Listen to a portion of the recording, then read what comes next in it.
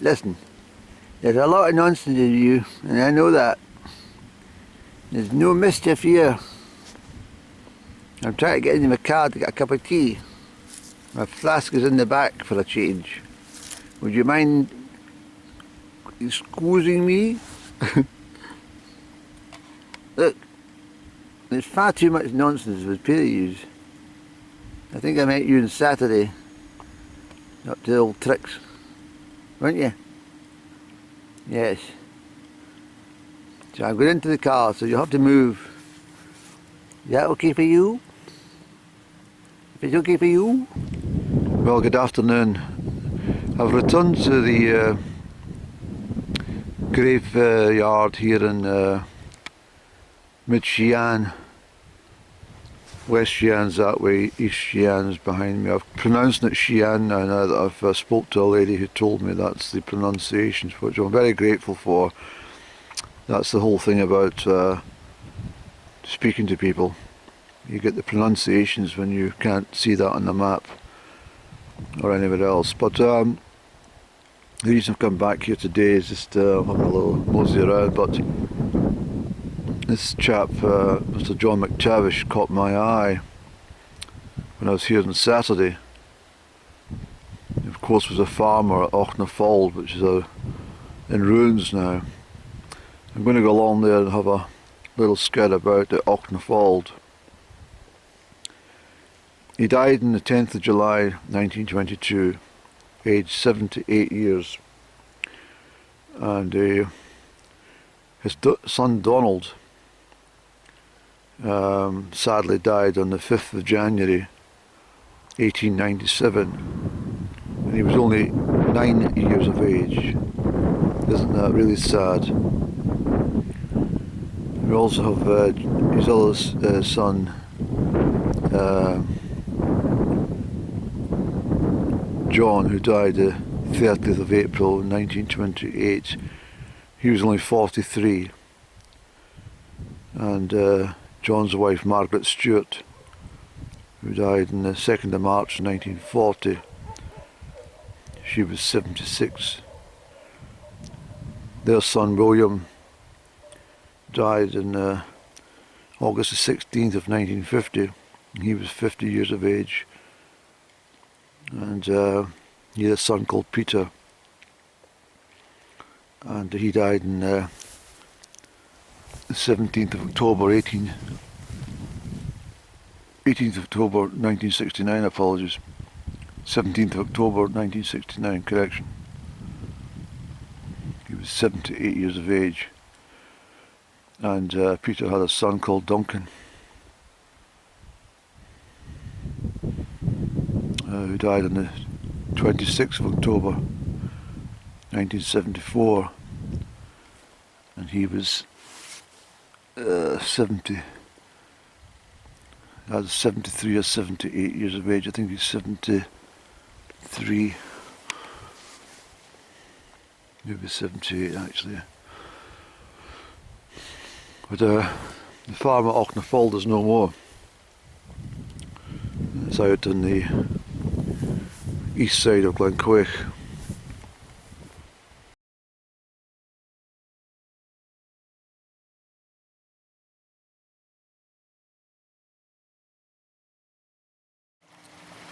I just disturbed a wonderful big heron.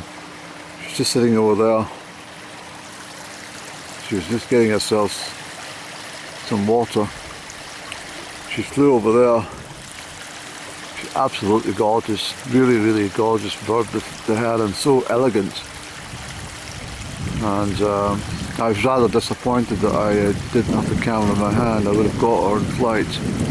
Might even got her in the water, to be perfectly honest, but it's just as usual, it's too late. So I'm taking this track up towards western Shian.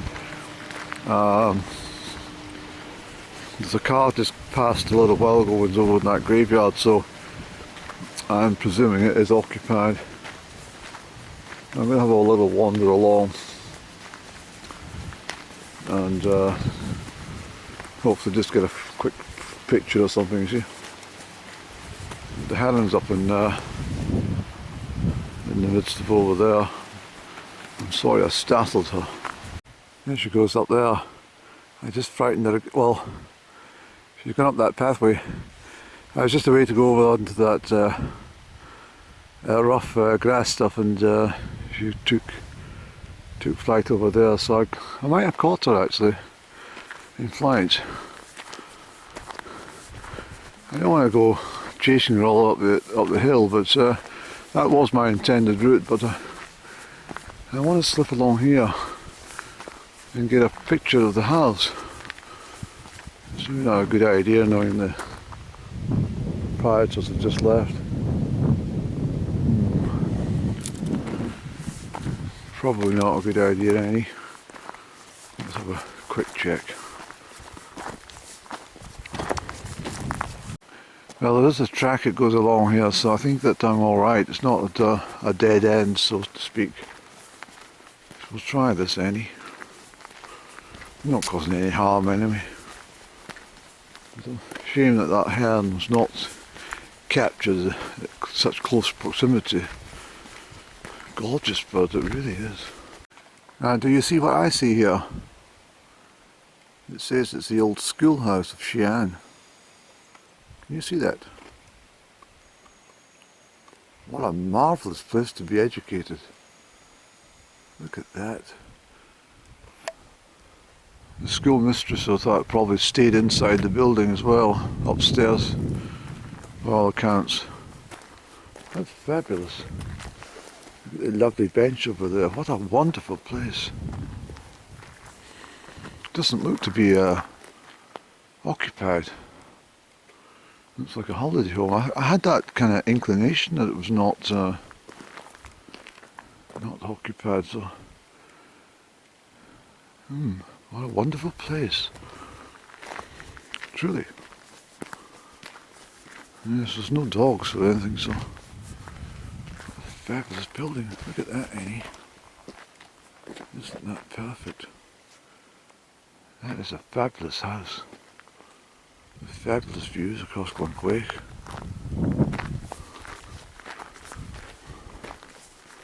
Yeah, there is no access through here, Annie. No, that's into the farmhouse itself, so that's probably that car that passed, so yes. So this is all very good. Truly. What a marvellous find. So what I've done is I've had a little check on my map, and there appears to be a track along here that does take me along if I want it all the way to Garrow.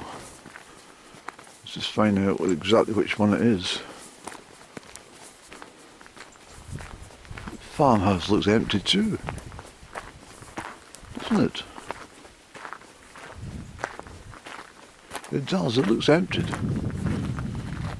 Almost certainly empty. There's no life at all in there.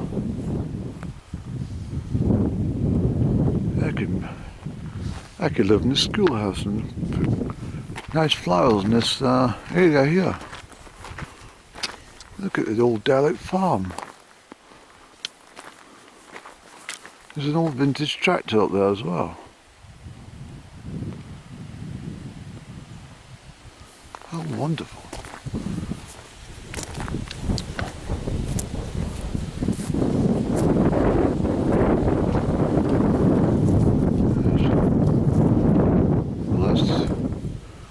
Follow the track, Andy, see where it takes us. This is wonderful, it really is. This is very, very old farm buildings here.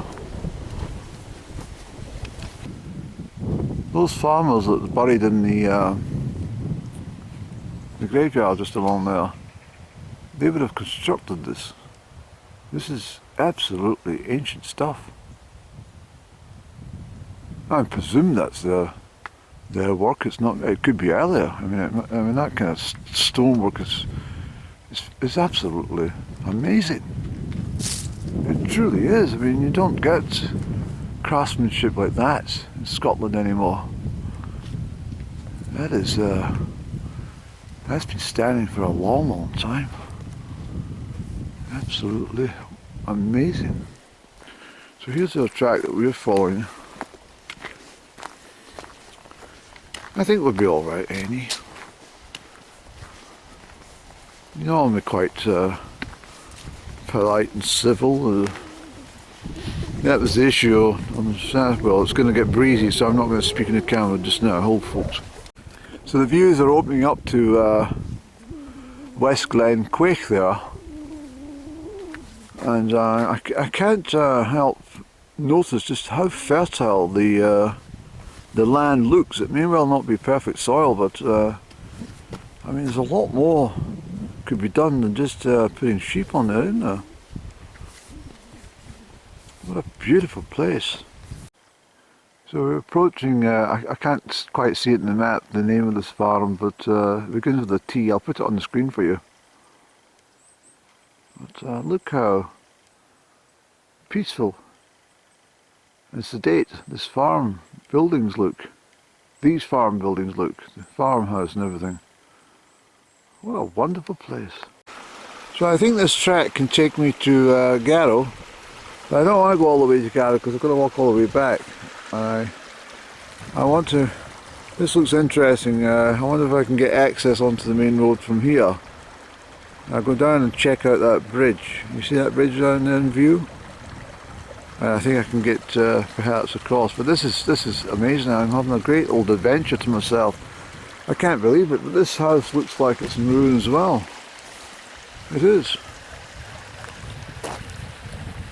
It's not lived in. I'm going up for a closer inspection, and it's an abandoned farm.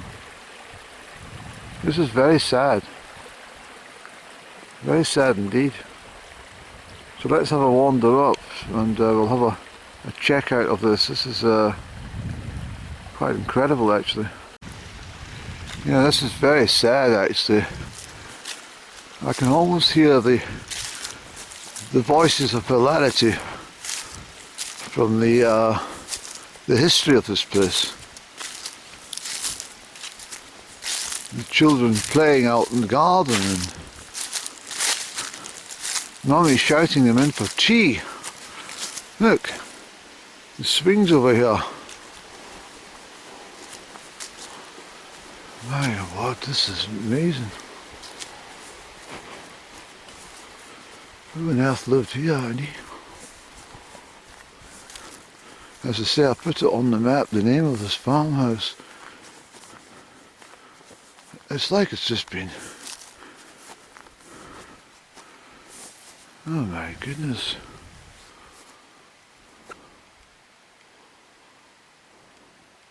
I thought these properties were all inhabited. What a sad empty glen it is, Andy.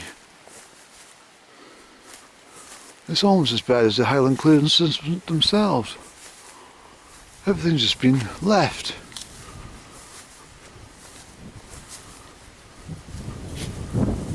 It's all wreck and ruin, Annie. Look at the old stove in the corner there, or in the middle. Look. Oh my goodness, what a sad sight. How did this happen, Annie? Look at the old cooker and everything in there, Annie. Can you see? Oh dear. Oh, this is so sad. It really is.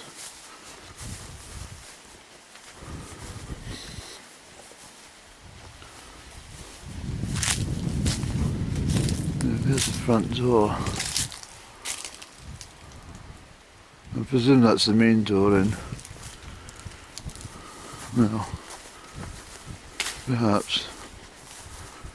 Oh, this is really sad. It's such a lovely location. Look at the bin, it's just been left. It's almost like someone's passed away, Andy, and the whole thing's just gone to wreck and ruin.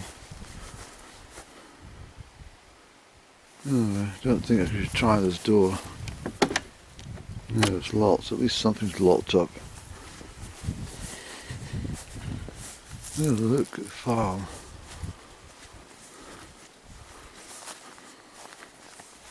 Oh dear.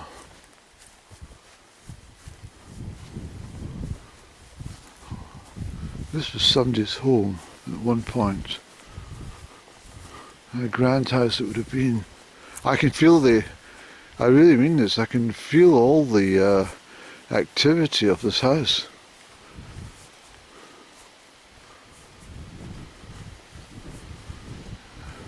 It would have been a very harsh place to have stayed. I mean, look at this.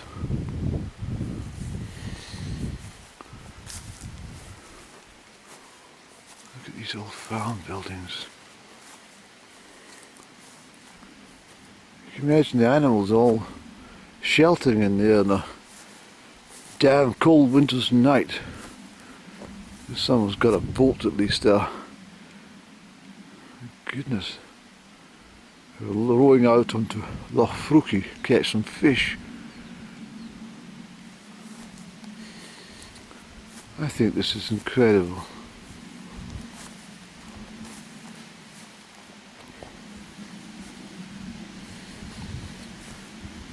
Oh dear.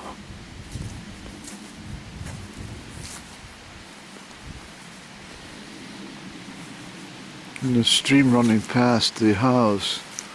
How idyllic.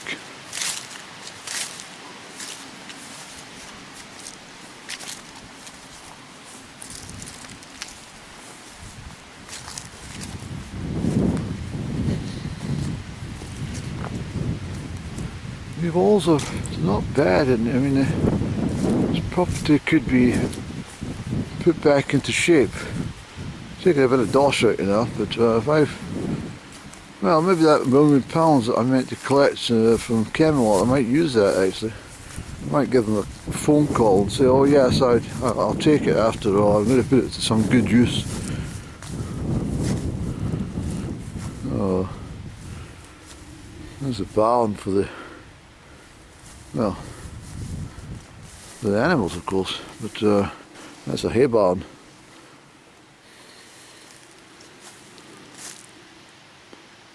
What a wonderful place, Annie. I mean, that's the view. Well, at least from up here beside the farm building.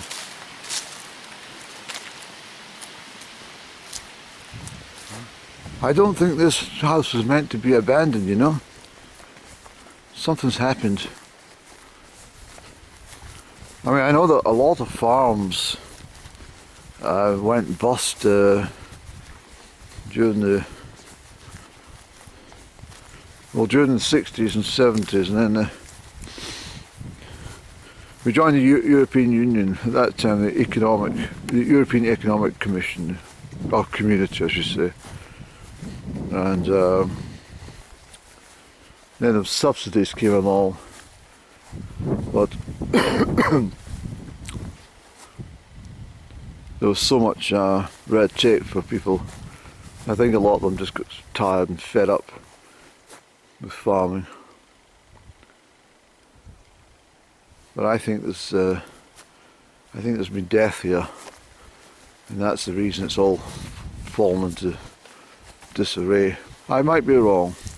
I've got a feeling I know somebody who is still alive, who lived in the farm up this neck of the wood, and I'm wondering if they can shed any light on this situation for me. I must try and catch up with them. But yes, I must make inquiries and find out if this is the house. If you can remember these swings, because these swings are pretty rusty, and my word, look at this, wonderful. Oh, it's all fallen to bits inside, Andy. It's just awful what's happened. It's very sad actually. The whole thing's just in wreck and ruin. I think it would take an awful lot to get this in repair. Everything's just in bits.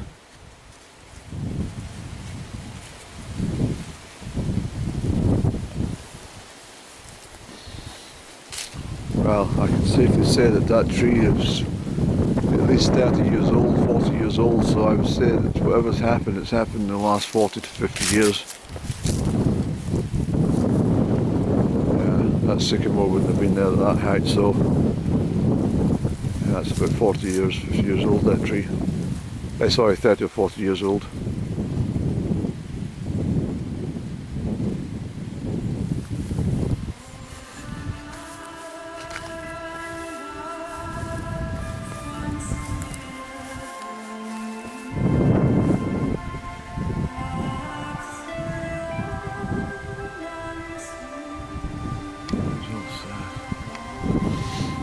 Morning.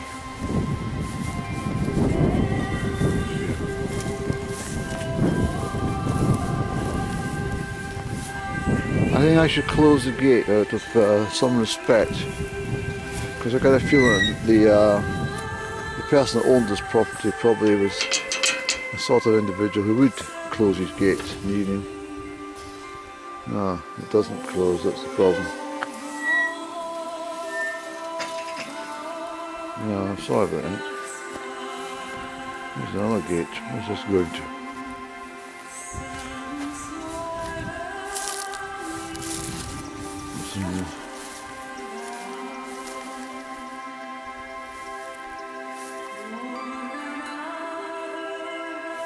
What's this stone structure behind me?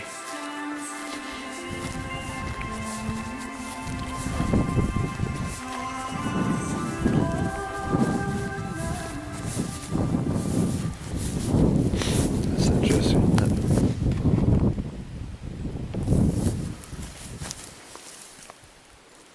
It's very interesting stone, that.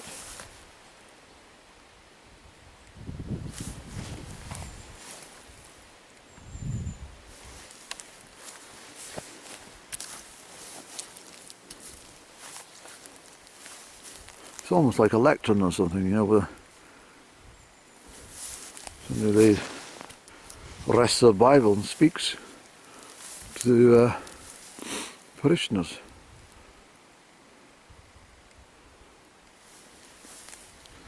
Here's a better shot of the whole property. Wow, I really mean that. That's an amazing house. It definitely needs some TLC. I can't help emphasise, but it's something so. You could almost hear the background noise, the children playing. And animals making grunts and noises, the kettle in the background, and the whir of something. I can hear the whir of something.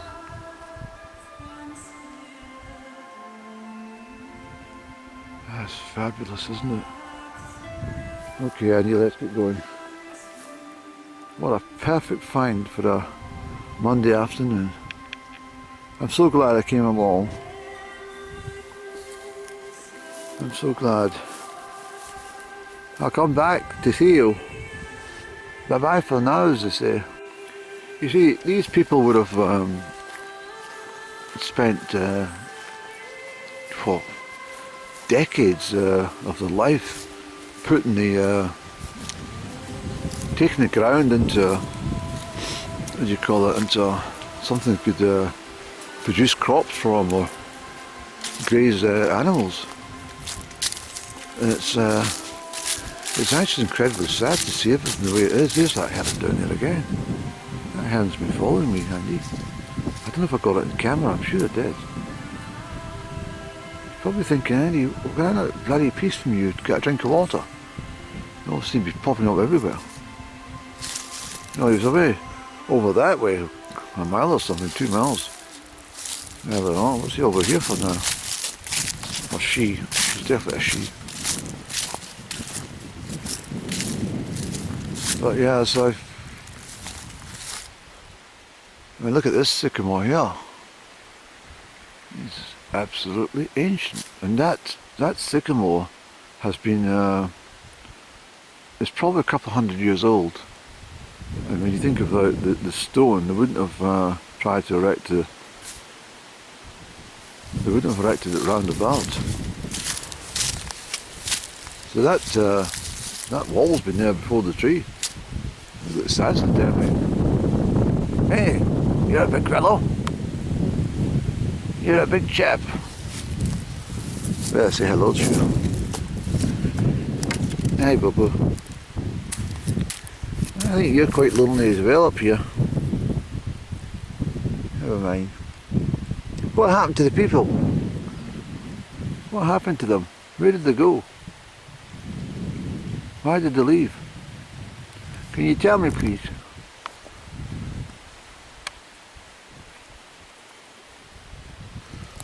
I'm waiting for an answer.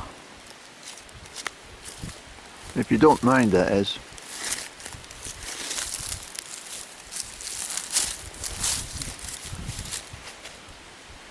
You're not sure what happened. Alright. Any ideas how long ago?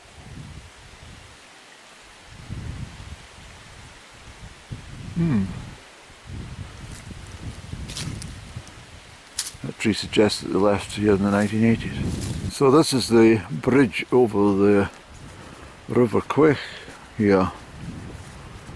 Not the bridge over the River Quaich. But I am pleased to tell you that I have been on the bridge over the River Quaich, Kanchanaburi. Well, quite close to Kanchanaburi, not far from, well, in Thailand. So not only have I stood on the bridge. Oh, this bridge is not bloody safe, any. Careful, sir. Just about you noticed that. It's loose. Very loose, actually. Oh, what's this say here? This bridge was built in 1895. No wonder it's bloody loose. Yes, can you see it? Where am I?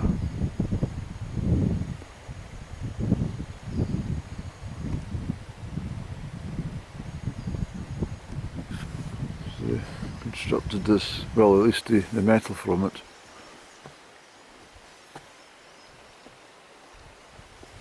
What was I talking about? Oh, I need focus.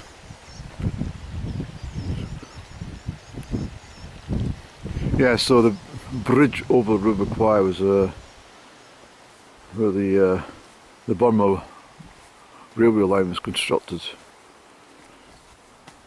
and from Rangoon to Bangkok. Thailand was called Siam in those days, of course. French colony, but the Japanese were in Burma and so were the British. Well, the British had Burma as a part of the empire, didn't they? And some of the atrocities that took place there were terrible. And for every single sleeper on the railway line, one prisoner of war died. It was quite amazing. It was, I mean, it's a terrible part of modern history, really, when you think about it. It's only, well, it's less than 100 years ago, isn't it? And very sad place to visit it, to be honest. It was, but the modern bridge over the River Quaich is not the one that the railway line originally went across. It was, of course, blown up. And they made a movie about it, starring Alec Guinness, back in, was it the late 60s, I think it was made. Certainly early 70s, but it was always on at Christmas time. It didn't cheer many people up who had fought in that campaign, particularly the Shindits, who were a sort of SAS group of the British Army out in Burma. Of course, Burma had oil. If you ever remember Burma oil, Burma, B-U-R-M-A-H oil. I don't know if you remember that, but I can remember it. Used to see the lorries going around all over the place, carrying Burma oil. So that's another part of the empire that was lost. Not to the Japanese, I have to say, but it was given up. Well, the thing was, Britain was completely skinned after the Second World War. They were absolutely bankrupt. Americans had to step in and help Britain try and recover. Still paying well. Actually, I think was it Alistair Darling, Labour, and I think he paid off the last bill to the Americans, but I think we've had to borrow fucking more. The last credit payment. Look at all this fertile land. You see, you understand me? How they must have worked and toiled to get this in a reasonable kind of condition. Helped, of course, by the floodwaters of the Quaich,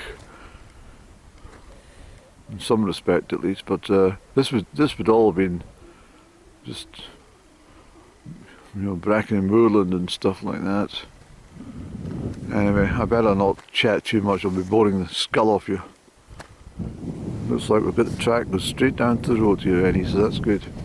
Mind you, I was talking about Thailand was known as Siam.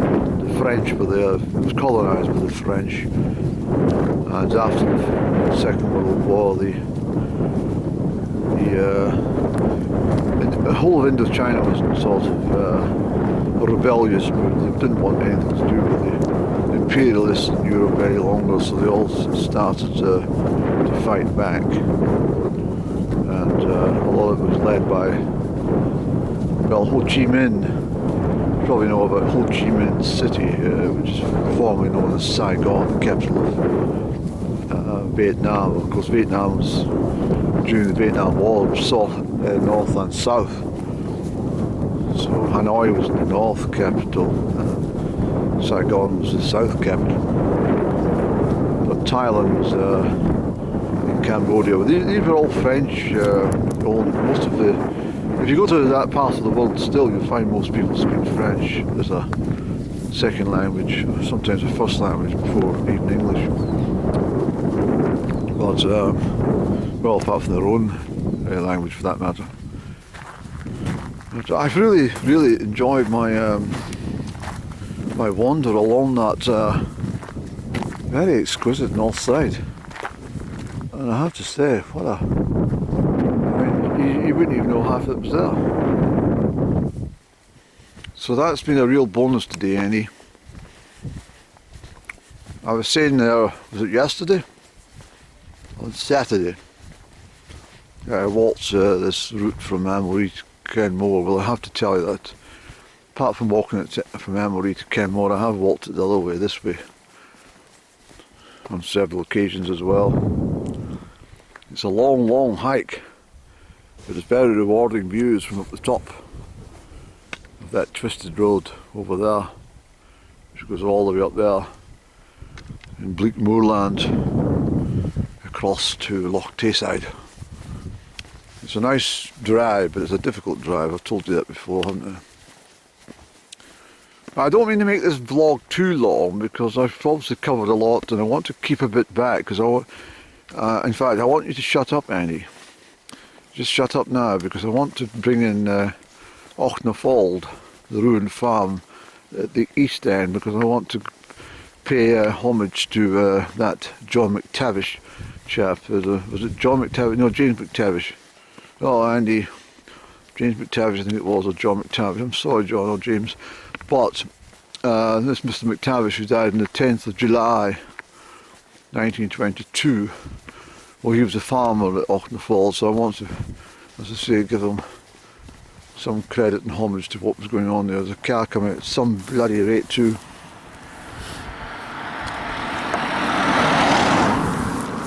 And I couldn't help getting them on camera because I didn't have anywhere else to go, because the bloody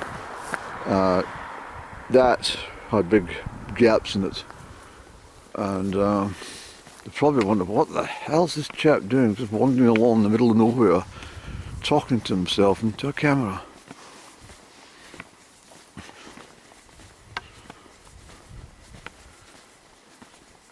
Hello there. No nonsense now. It's Monday afternoon, it's a nice day, don't worry. Tomfoolery from you. Now that's all, if you don't mind. That applies to you lot as well.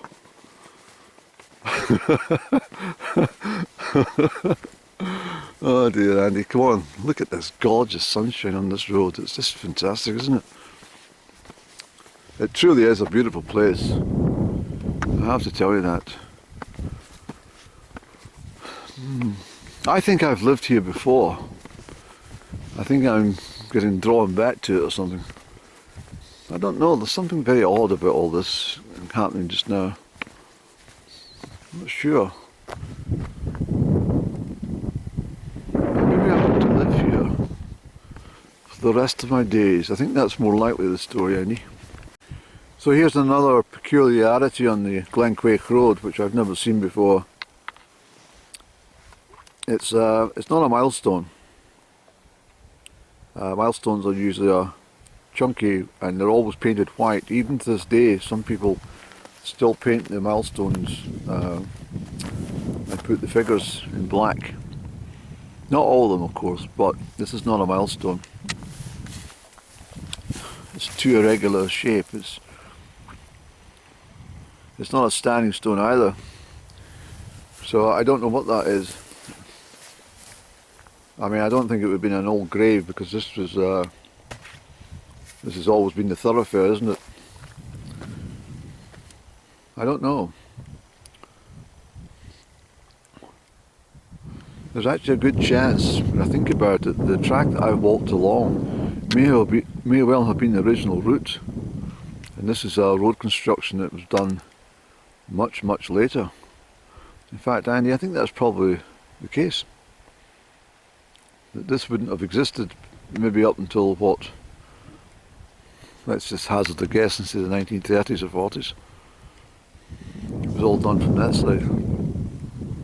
Makes sense as well. Why have two roads?